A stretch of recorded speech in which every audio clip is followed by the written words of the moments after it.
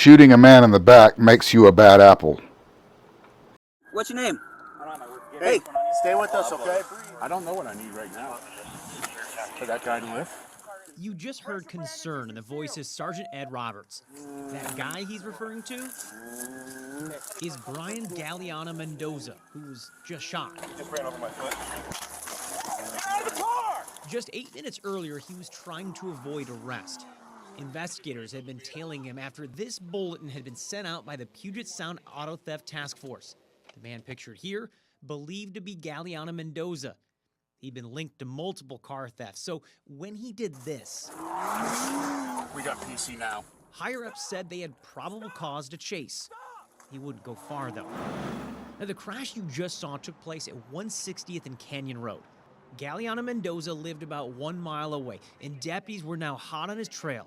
Sergeant Roberts was the first to arrive, where he watched Galeana Mendoza ditch his car, not even taking time to put it in park. You're getting on a motorcycle. Sergeant Roberts approaches on foot as Galeana Mendoza gets his motorcycle prepped for a getaway. Stop, I'll shoot you! Deputy Brian Johnson pulls up as Roberts yells commands. Stop! Stop! But he didn't stop. What happens next plays out in seconds. Johnson arrives and throws his car into park. Within the next 5 seconds, he'll open his door, pull out his gun, and begin to fire. Galeana Mendoza's back is to the officer. As a second, then third and final shot is fired. That shot hitting him in the back, taking him to the ground. There was no criminal investigation as to what Brian Galeana Mendoza did prior to this shooting. This is Galeana Mendoza's attorney. While an 11-page review issued by Pierce County Prosecuting Attorney Mary Robnett calls the shooting justified and lawful, he's not so certain. The sentence for Brian is that he will be permanently disabled, that he is paralyzed from the waist down for the rest of his life. Meaning taxpayers could be on the hook, as this shooting and Johnson's decision-making will go under the microscope as Galeana Mendoza takes the county to civil court. So we dug into every angle of that day's events, looking at dash cams and body cams.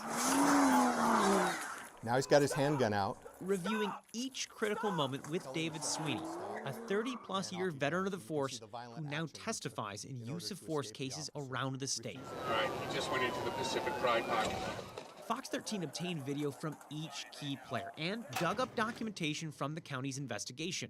Now, the prosecutor explains that Johnson didn't always remember how things unfolded, He just ran over my foot. including at what point Johnson's foot was run over. She writes, this discrepancy in sequence is understandable and is not critical to this analysis. But later, a bigger discrepancy draws no comment. Now, contrary to video evidence, Johnson claims that just before he opened fire, Galeana Mendoza was, quote, coming directly toward him on the motorcycle before he suddenly changed directions. It almost feels by offering this statement, he was driving right at me, but then not to rebut it with the video that they surely had to see. That's actually the part that surprised me. The prosecutor did take the time to explain some discrepancies in Johnson's statement about what happened at the actual first stop.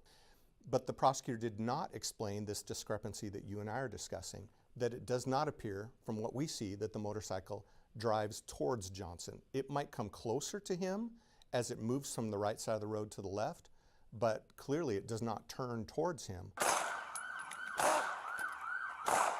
We also learned that Sergeant Roberts was trying to stop Johnson from opening fire. He wasn't confident taking his own shot, but asked about Johnson's, he told investigators that deadly force may have been warranted. When I first saw the video, and I just thought this was a pursuit case, I thought that was a bad shooting. But Sweeney's tune changed as we read Johnson's statement that was given to investigators.